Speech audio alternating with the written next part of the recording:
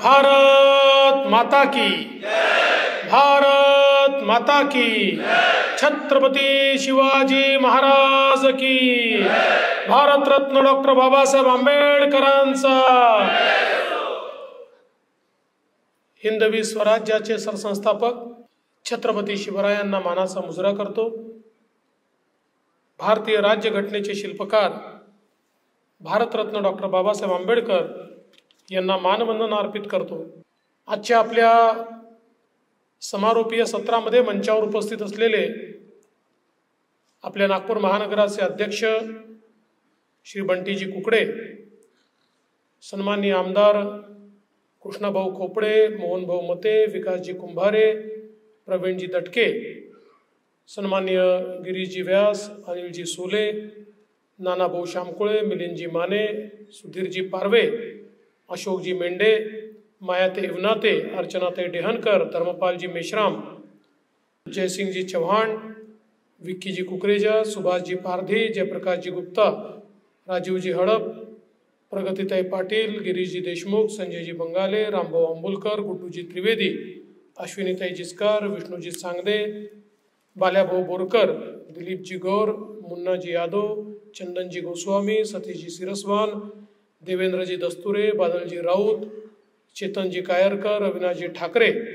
सर्व मंडळाचे अध्यक्ष, पदाधिकारी आणि उपस्थित सर्व भगिनी आणि बंधूंनो, कोणाचं नाव सुटलं असेल तर नाव लिहून देणाऱ्याची चूक आहे, माझी चूक नाही आहे। त्यांनी जेवढे लिहून दिले ते सगळे मी वाचले, पण मला माहिती आहे मलाही 2-3 असे दिसत आहेत की ज्यांची नावं सुटलेत, त्यांची क्षमा मागतो।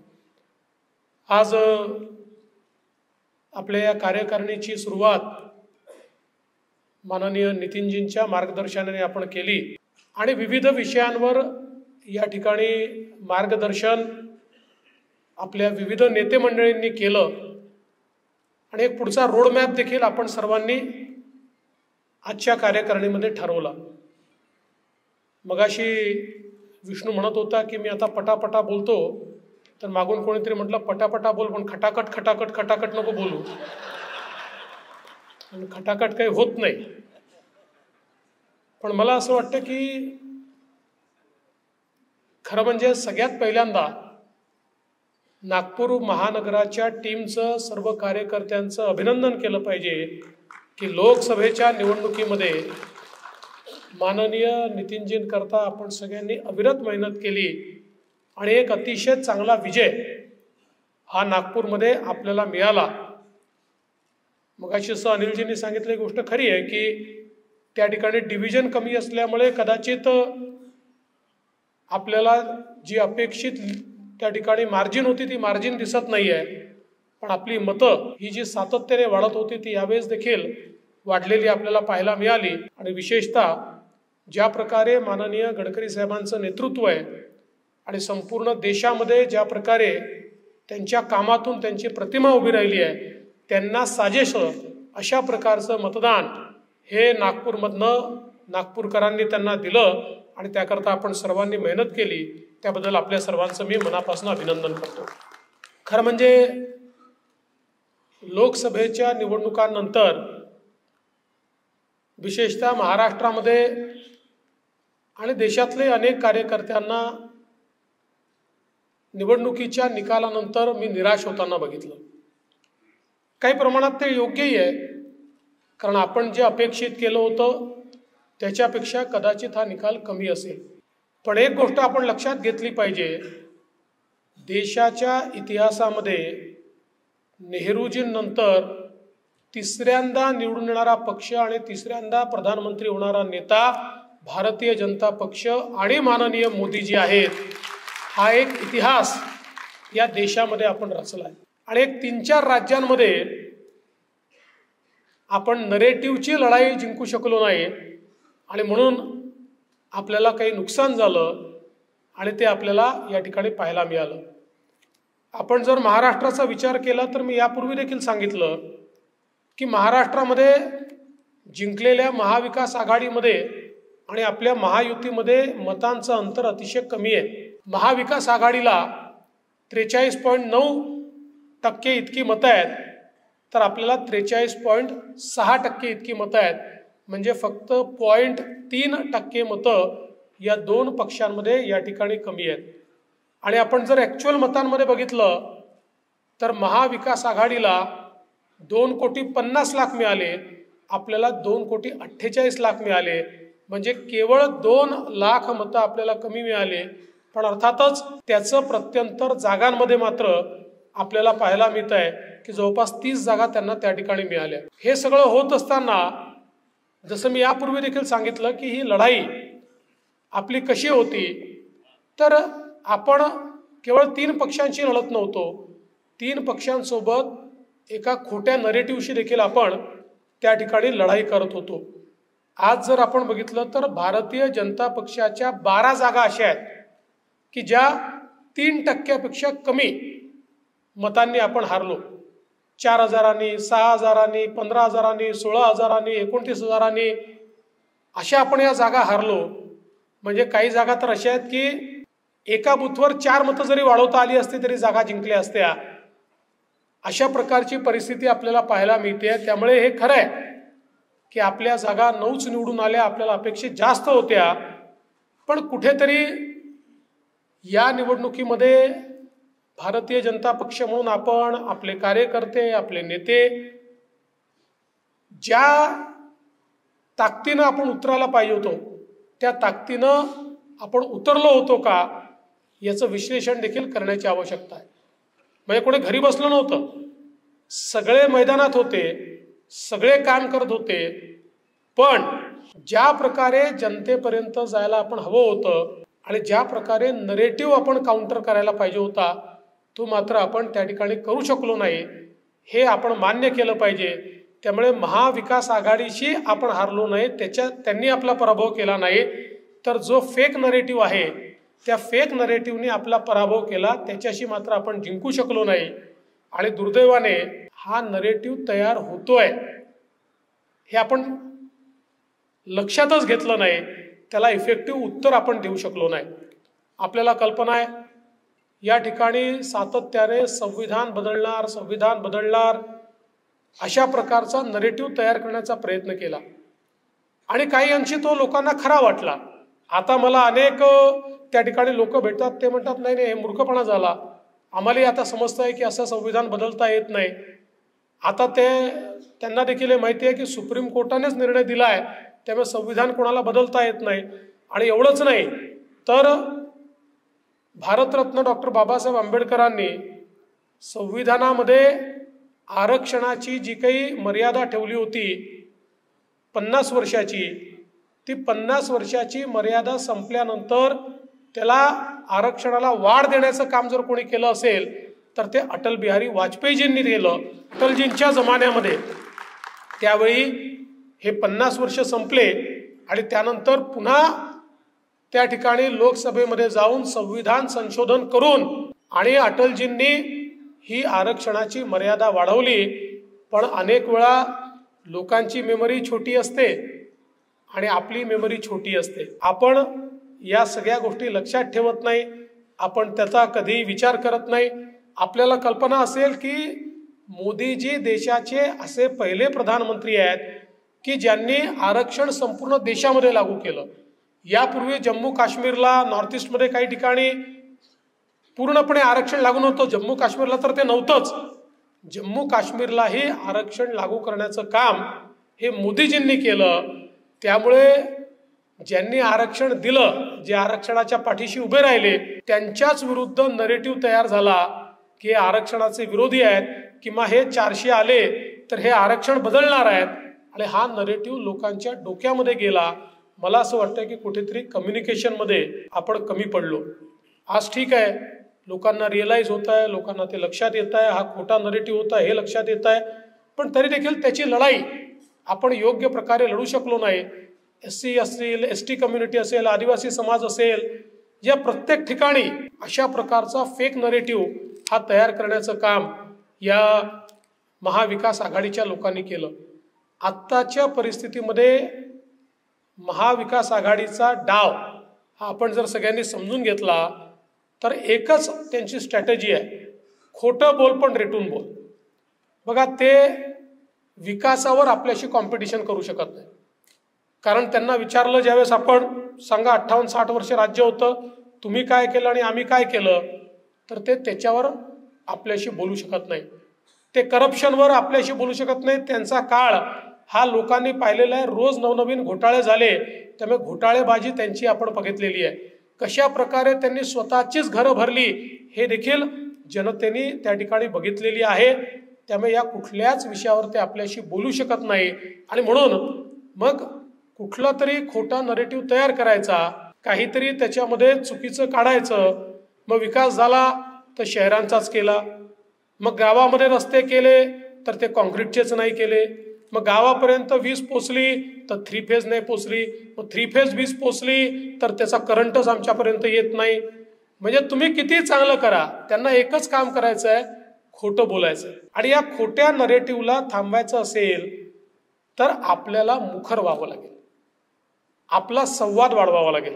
संपर्क आणि संवाद याच्या आधारावर खऱ्या अर्थानं आपण या ठिकाणी अशा प्रकारचे नरेटिव्ह थांबवू शकतो. आणि त्यांनी मुळातच हा प्रयोग पहिल्यांदा कर्नाटकला केला, कर्नाटकला यशस्वी झाल्यानंतर देशव्यापी केला, आणि तोच प्रयोग घेऊन हे आता महाराष्ट्रामध्ये देखील उतरले आहेत, ज्याचा उल्लेख आता या ठिकाणी झाला. आपण इतका चांगला कार्यक्रम आणला, लाडकी बहीण योजना.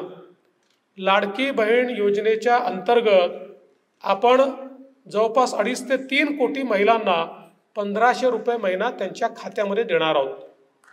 खरं म्हणजे एक गेम चेंजर अशा प्रकारची योजना या ठिकाणी आपल्या सरकारने आणली आहे. आता त्यांनाही एक कल्पना आहे की ही योजना गेम चेंजर आहे. या योजनेमुळे कदाचित त्या ठिकाणी त्यांचे मनसुबे हे पराजित होतील. आणि म्हणून आता एकीकडे आपण जर बघितलं तर अनेक ठिकाणी लाडकी बहीण योजना सरकारची योजना आहे, हे स्वतःचा फोटो लावतात त्या ठिकाणी, जणू काही यांचीच योजना असा. पण बोलताना काय सांगतात, निवडणूक होऊ द्या, योजना बंद होणार आहे, निवडणूक संपली की पैसे येणारच नाही. माझा सवाल आहे, जर राहुल गांधी म्हणायचे की मी खटाखट 8,500 रुपये देईन, ते 8,500 रुपये महिन्याला देऊ शकतात आणि आम्ही 1500 रुपये देऊ शकत नाही, हा कोणचा न्याय? आणि तुम्हाला मी सांगतो, यांच्या नाकावर टिचून 15 ते 20 ऑगस्टच्या मध्ये जुलै आणि ऑगस्ट महिन्याचे पैसे हे महिलांच्या खात्यामध्ये आम्ही भरून टाकू. आणि त्याच्यानंतरही ज्यांचे फॉर्म येत राहतील त्यांच्या खात्यामध्ये सप्टेंबरमध्ये आम्ही पुन्हा पैसे टाकू. त्यामुळे कुठल्याही परिस्थितीमध्ये या योजनेला जे लोक फेक म्हणतायत, आता मला कृष्णभाऊ सांगत होते आणि खरं येते, काँग्रेसचे एक नेते कोर्टात गेले, ही योजना बंद करा, या योजनेमुळे महाराष्ट्राची अर्थव्यवस्था बिघडते म्हणून तुम्ही ही योजना बंद करा असं सांगत एक जण कोर्टामध्ये गेले आहेत. आपण कुठेतरी यांना उघडं पाडणार आहोत की नाही? बघा, आपली सगळ्यांची, म्हणजे मी पण तुमच्यासारखा कार्यकर्त्यातनं इथपर्यंत आलो, सगळे कार्यकर्तेच आहोत. आपली सवय काय आहे? आपली सवय अशी आहे की समजा आपल्या नेत्यांनी 100 मीटरचा एक रोड बनवला आणि त्याच्यामध्ये एक छोटासा खड्डा असेल तर 100 मीटरची चर्चा आपण करत नाही, आपण खड्ड्याचीच चर्चा करतो. आणि त्यांची खासियत अशी आहे की त्यांच्या पूर्ण रोडवर खड्डे असतील आणि 10 मीटर रोड जर चांगला असेल तर ते प्रत्येक जण कसा 10 मीटर रोड केला, कसा 10 मीटर रोड केला, कसा 10 मीटर रोड केला. हा आपला थोडासा प्रॉब्लेम आहे की आपण काय नाही झालं याची चर्चा जास्त करू. मग आता लाडकी बहीण योजना आली, मग बाबा फॉर्मच असे छापले, मग ते मिळतच नाही, मग ते हेच होत नाही, मग ते अपलोडच होत नाही. अरे तुझे होत नाही तसे दुसऱ्याचे होत नाही, त्याचे होतील आणि तुझे होतील. योजना जेव्हा सुरू केली तेव्हा त्याला थोडा त्रास होतो, पण आपण या योजनेला जोपर्यंत ओनरशिप देणार नाही. आता विचार करा की एखाद्या स्लममध्ये काँग्रेसच्या व्यक्तींनी जर त्या ठिकाणी फॉर्म भरले आणि त्यांच्या खात्यामध्ये पैसे गेले, काही ना काही तर त्याच्याबद्दल त्यांच्या मनामध्ये सॉफ्ट कॉर्नर येईल, काही ना काही तर त्यांना वाटेल की चला याच्यामुळे योजना मिळाली. ठीक आहे, त्यांना हे समजतं सरकारची योजना आहे, पण त्यांना हे तर वाटेल आज या योजनेमध्ये जेवढी सक्रियता ही आपली असायला पाहिजे म्हणजे बंटीजी, मी तर तुम्हाला विनंती करेन, तुम्ही किती बैठका घ्यायचं ठरवल्यात? 10,000. त्या 10,000 बैठका तर घ्या, पण त्याच्या आधी 10,000 स्थानावर लाडकी बहीणचे फॉर्म जमा करणारे कार्यकर्ते हे आपण त्या ठिकाणी उभे करा, त्याचे बूथ लावा. हे जर आपण केलं तर आपल्याला मतं मिळणार. म्हणजे तुम्ही बैठक घेताय, चांगलंच आहे, अतिशय उत्तम अशा प्रकारचा विचार आहे, कारण छोट्या बैठकातनं कम्युनिकेशन होतं. पण त्याच वेळी रस्त्यावर आपण कुठे आहोत, रस्त्यावर आपण काही करतो आहोत का, लोकांमध्ये आपला प्रेझेन्स आहे का, हा देखील एक महत्त्वाचा मुद्दा आहे. बघा, आपण घरात बसलो आहोत, त्याच्यामुळे एक गोष्ट मला या ठिकाणी बोलावीशी वाटते की आज भारतीय जनता पक्षामध्ये आपल्याला खरं म्हणजे लाखो कार्यकर्ते आपल्याकडे आहेत, पण तरी देखील कार्यकर्ते कमी दिसतात आणि नेते जास्त दिसतात. नेत्यातला कार्यकर्ता मेला की तो नेता संपला म्हणून समजा. नेता व्हायलाच पाहिजे, प्रत्येकाने नेता व्हायला पाहिजे, पण त्या नेत्यातला कार्यकर्ता संपला, त्या नेत्याला लोकांमध्ये जायचा कंटाळा यायला लागला, त्या नेत्याला लोकांशी संपर्क करायचा कंटाळा यायला लागला, त्या नेत्याला लोकांच्या योजना न्यायचा कंटाळा यायला लागला. अशी ज्यावेळेस परिस्थिती होते त्यावेळी खऱ्या अर्थानं पक्ष देखील खाली जातो आणि त्या नेत्याचं देखील त्या ठिकाणी ऱ्हास होणं सुरू होतं. आणि म्हणून माझी तर विनंती आहे की आपल्यातला कार्यकर्ता प्रत्येकाने जिवंत केला पाहिजे. आज आपण बघा, मागच्या काळात आपण सांगितलं सुपर वॉरियर तयार केले आणि सांगितलं सुपर वॉरियरला 3 बूथ दिले, 2 बूथ दिले. मी दाव्याने सांगतो, वाईट वाटून घेऊ नका, 80% सुपर वॉरियर आपल्या बूथवर गेले नाहीत, त्याने कुठलंही काम केलं नाही. हे सगळे जे कागदावरचे काम आहेत हे बंद करा. कागदावर पार्टी चालू शकत नाही. गडकरी साहेबांनी सांगितलं जमिनीवर उतरूनच पार्टी चालणार आहे. कागदावरची पार्टी ही बंद झाली पाहिजे आणि जमिनीवर जो उतरतोय तोच खऱ्या अर्थानं पार्टीला पुढे नेऊ शकतो. आणि म्हणून या ज्या काही आपल्या योजना आहेत, आज किती योजना आपण सुरू केल्या. आमच्या महिलांचा विचार केला तर एकीकडे लाडकी बहीण योजना आहे, दुसरीकडे आपण त्या ठिकाणी आमच्या महिलांकरता ST मध्ये 50% तिकिटात सूट दिलेली आहे. तिसरीकडे आमच्या मुलींना आपण उच्च शिक्षणामध्ये पूर्वी 50% सवलत द्यायचो, आता 100% सवलत उच्च शिक्षणामध्ये आपल्या मुलींना आपण दिली आहे. खाजगी कॉलेजमध्ये देखील त्यांची फी ही 100% फी आता राज्य सरकारच्या वतीनं आपण त्या ठिकाणी भरणार आहोत. आणि सगळ्या समाजाच्या, असं नाही SC ST OBC सगळ्या समाजाच्या, म्हणजे अगदी ओपनमध्येही ज्यांचं त्या ठिकाणी EWS कॅटेगरीमध्ये इन्कम आहे त्यांचीही फी राज्य सरकारच्या वतीनं आपण भरतो आहोत. त्यामुळे जवळजवळ 90-95 नव्हे तर 100% मुली ज्यांना उच्च शिक्षण घ्यायचं आहे त्यांचा बोजा आता त्यांच्या परिवारावर नाही आहे, तर त्यांना ते शिक्षण राज्य सरकारच्या माध्यमातून हे घेता येणार आहे. एवढंच नाही तर अनेक अशा गोष्टी आहेत. आपण एक लेक लाडकी योजना सुरू केली की ज्याच्यामध्ये आपण घरी जर मुलगी जन्माला आली तर ती मुलगी जन्माला आल्यानंतर 18 वर्षापर्यंत 1 लाख रुपये त्या घरी आपण देतो आहोत, की ज्या माध्यमातून मुलीच्या जन्माचं स्वागत झालं पाहिजे. अशा प्रकारची लेक लाडकी योजना आपण सुरू केली. यासोबत आपण एक अजून महत्त्वाचा निर्णय घेतला की जी काही आपली सरकारी कागदं बनतात या सरकारी कागदांमध्ये पूर्वी फक्त वडिलांचं नाव असायचं, आता त्याच्यावर वडिलांचं नाव नाही, आईचं नाव पण असणार आहे. म्हणजे माझा कागद जर बनला तर तो कागद देवेंद्र सरिता गंगाधर फडणवीस अशा प्रकारे कागद बनेल. अशा प्रकारे आमच्या महिलांना देखील त्या ठिकाणी या संपूर्ण प्रोसेसचा हिस्सा करण्याचा निर्णय आपण घेतला. आणि यासोबत आमच्या महिलांना हे सारखे सांगायचे ना की सिलेंडर महाग झालं, सिलेंडर महाग झालं. खरं म्हणजे आपण आकडे सहित दिलं की त्यांच्या काळात सिलेंडर आपल्यापेक्षा जास्त महाग होतं, परंतु एक नरेटिव्ह लोक जुनं विसरून जातात आणि म्हणून आपण महिलांना 3 सिलेंडर मोफत देण्याचा निर्णय देखील घेतला. त्याचीही सुरुवात या ठिकाणी आपण घेतलेली आहे. त्यामुळे अशा अनेक योजना आपण केल्या.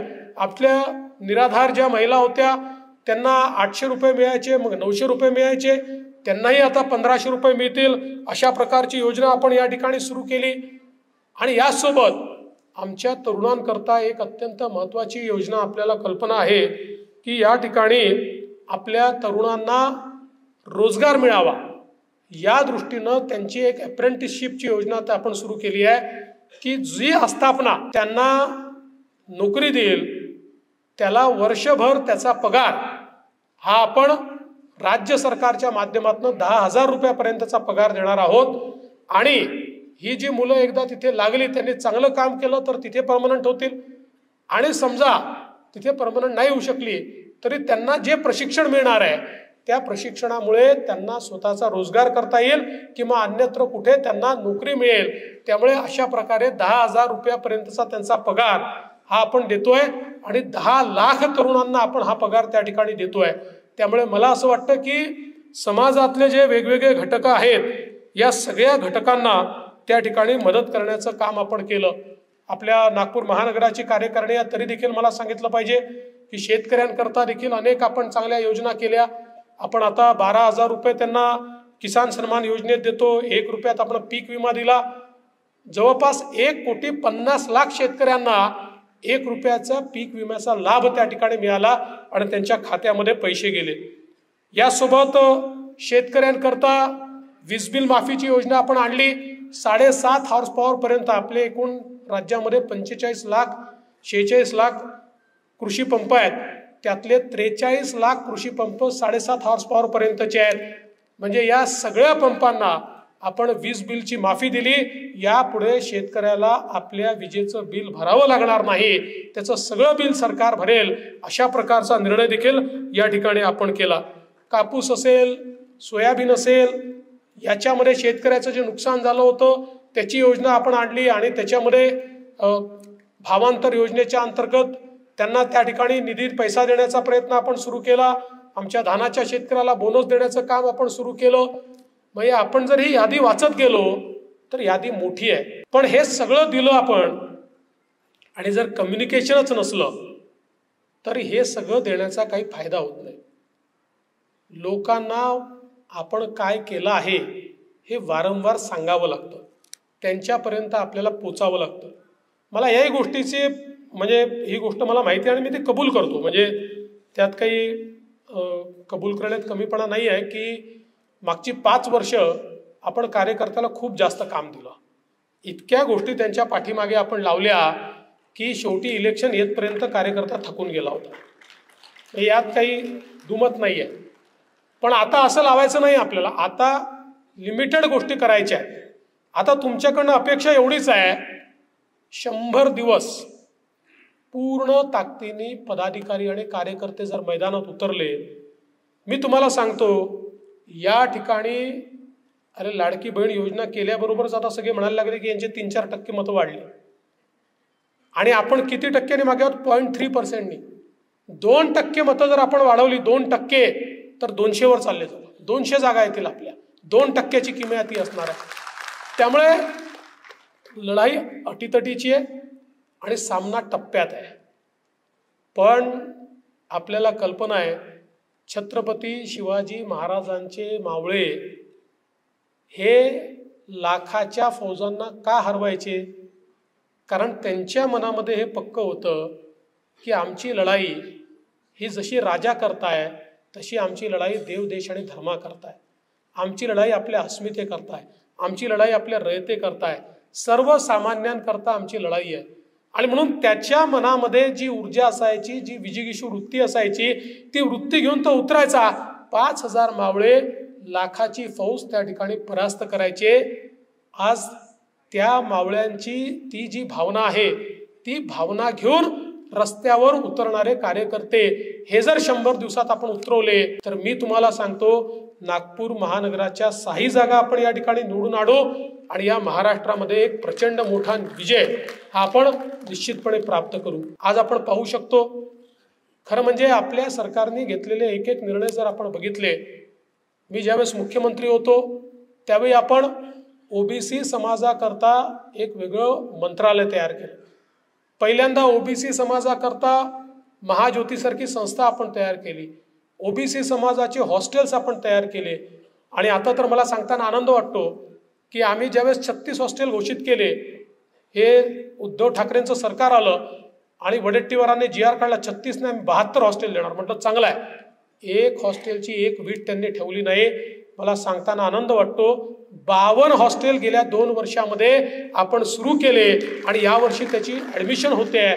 आणि एवढंच नाही तर ओबीसी समाजाच्या ज्या आमच्या विद्यार्थ्यांना हॉस्टेलमध्ये प्रवेश मिळणार नाही त्यांच्याकरता स्वयंसारखी योजना आणली आणि त्या योजनेच्या अंतर्गत त्यांना निर्वाह भत्ता आणि जेवण भत्ता हा आपण त्यांच्या खात्यामध्ये देणार आहोत. म्हणजे त्यांनी भाड्याने खोली घेऊन राहायचं आणि मेसमध्ये जेवायचं आणि त्याचे सगळे पैसे राज्य सरकारच्या वतीनं आपण देतो आहोत.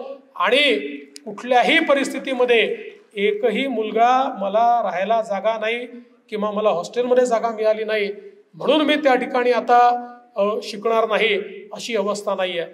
मागच्या काळामध्ये आपल्या आदिवासी समाजाकरता आपण निर्णय केला आणि आमच्या आदिवासींच्या मुलांना केवळ आश्रमशाळेमध्ये का, आश्रमशाळा चांगल्याच आहेत पण त्यासोबत त्यांना दर्जेदार शाळांमध्ये देखील शिकता आलं पाहिजे. आणि म्हणून ज्या शाळांची फी 1 लाख रुपये 2 लाख रुपये आहे अशा शाळांमध्ये देखील आमच्या आदिवासी समाजाच्या मुलांना आपण ॲडमिशन देणं सुरू केलं. आज लाखो मुलं ही दर्जेदार शाळांमध्ये त्या ठिकाणी शिकता आहेत, ज्या इंग्लिश शाळांमध्ये जाण्याची ते कल्पना देखील करू शकत नव्हते त्या ठिकाणी शिकतायत.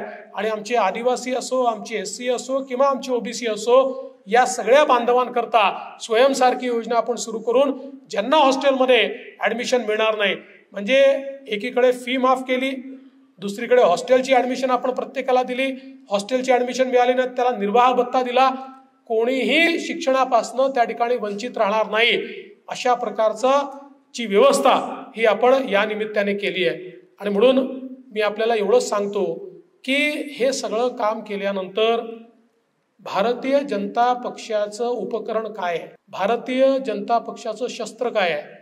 भारतीय जनता पक्षाचं शस्त्र आहे कार्यकर्ता. भारतीय जनता पक्षाचं उपकरण आहे कार्यकर्ता. आपल्या कार्यकर्त्यांनी डोक्यावर घेतलं आणि मनावर घेतलं तर किती मोठं पहाड हे खोदण्याची ताकद त्याच्यामध्ये आहे.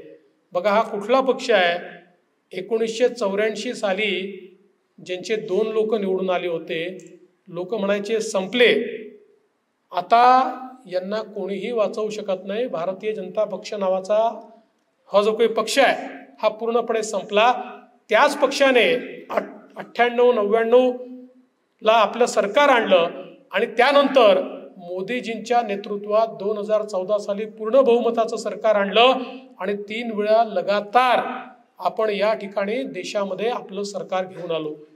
2014 साली महाराष्ट्रामध्ये आपण आपलं सरकार आलं. हे सगळं आपण आणू शकतो ज्यावेळी भाजपचा कार्यकर्ता हा ताकदीनं मैदानामध्ये उतरतो. मला अनेक वेळा अनेक कार्यकर्ते असे दिसतात की जे स्वतःही काही करत नाही आणि दुसऱ्याला काही करू देत नाही. इतका त्या ठिकाणी म्हणजे आपल्या नागपूरचा शब्द आहे बोहारी फैलवतात. आपला नागपूरचा शब्द आहे म्हणून भेटतात, बाकी बाहेर दुसऱ्यांना काहीतरी वेगळा वाटेल अशी बोहारी फैलवून सकाळपासनं संध्याकाळून जवळ काय करायचं आहे, काय होणार आहे, तुला काय मिळालं आहे, मला काय मिळणार आहे, हे जे म्हणजे ज्याला काम करायचं आहे म्हणजे ज्याची गाडी पूर्ण डिझेल पेट्रोल भरून फुल स्पीडने चालू आहे त्याची चावीच बंद करून टाकतात, त्यालाही घरी पाठवतात. खरं म्हणजे थोडं अशा कार्यकर्त्यांपासून सावध राहण्याची आवश्यकता आहे. हे जे मनाने मेले आहेत ना ते कधीच जिंकून देऊ शकत नाही. मनाने मेलेले कार्यकर्ते जिंकून देऊ शकत नाही. जे संघर्षाची इच्छा ठेवतात ते कार्यकर्ते खऱ्या अर्थानं जिंकून देतात. आज आपण पाहू शकतो ज्या प्रकारे महाराष्ट्रामध्ये आपण संघर्ष करतो. आज महाराष्ट्रात आपण 3 पक्ष आहोत, ते 3 पक्ष आहेत आणि त्यांनी एक इकोसिस्टीम तयार केली आहे. त्यांना हे माहिती आहे की त्यांच्या कुठल्याच नेत्यात क्रेडिबिलिटी नाही आहे. त्यांच्या नेत्याने आपल्यावर आरोप लावले, त्यांच्या नेत्याने आपल्या विरुद्ध बोललं, लोक फार मनावर घेत नाही आणि म्हणून त्यांनी आता काही बाजार बुणगे तयार केले आहेत, तथाकथित काही विचारक तयार केले आहेत. हे जे तथाकथित विचारक आहेत ज्यांच्याकडे फक्त निगेटिव्ह विचार आहे यांना ते समोर आणतात आणि ते रोज आपल्या विरुद्ध काही ना काही पेरतात. आणि तुम्ही एक जर पॅटर्न बघितला असेल तर आता आपणही महायुतीत 3 पक्ष आहोत पण टार्गेट फक्त भारतीय जनता पक्षाला करतात. याचं कारण त्यांना माहिती आहे की या महायुतीची ताकद कुठे आहे. या महायुतीची ताकद ही भारतीय जनता पक्षामध्ये आहे. भारतीय जनता पक्षाला कसं खिळखिळं करता येईल, याला कसं टार्गेट करता येईल, याच्या नेत्यांना कसं टार्गेट करता येईल, असा यांचा सातत्याने प्रयत्न असतो. आणि त्यांचा सगळ्यात लाडका तर मीच आहे.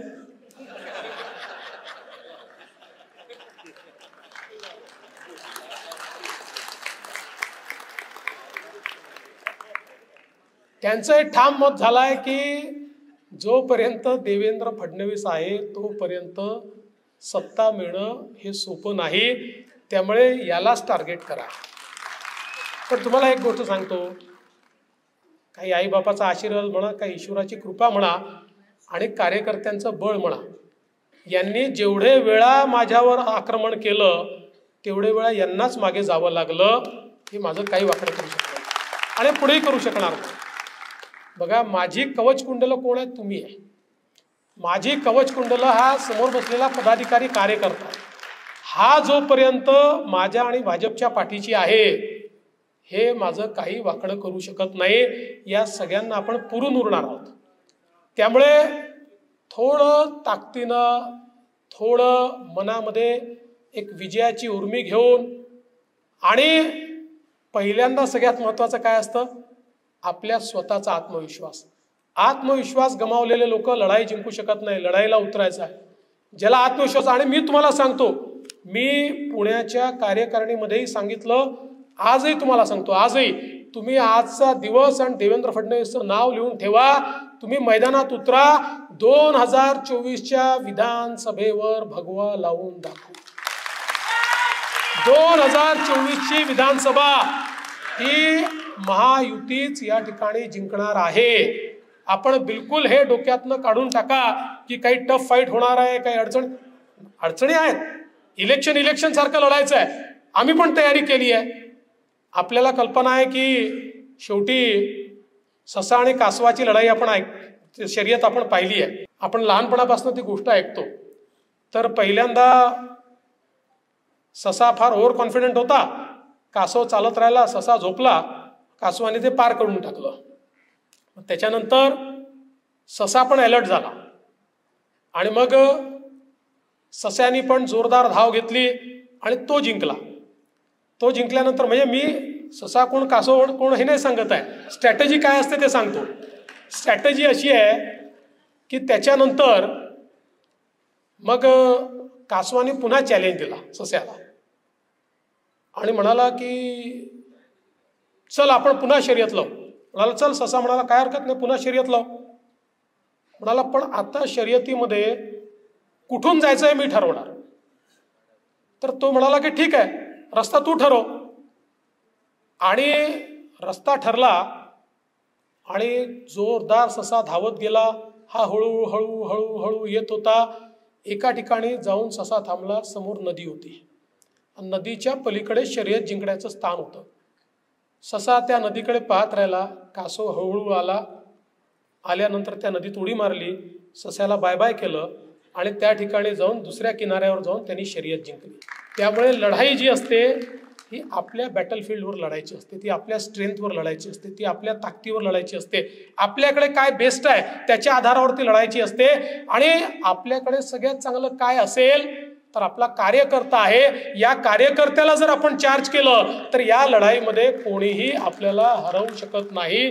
आपल्या स्ट्रेंथ ओळखा, आपली ताकद ओळखा आणि ही ताकद घेऊन मैदानामध्ये उतरा. मी तुम्हाला सांगतो, मला भविष्य दिसतंय. मला या महाराष्ट्रामध्ये पुन्हा आपलं सरकार दिसतंय. मला या महाराष्ट्रामध्ये हा जो अजेंडा आपण सुरू केलेला आहे हा अजेंडा पूर्ण होताना दिसतो आहे. त्याकरता तुम्ही सगळ्यांनी कामाला लागावं एवढीच तुम्हाला विनंती करतो आणि माझं बोलणं संपवतो. धन्यवाद. जय हिंद.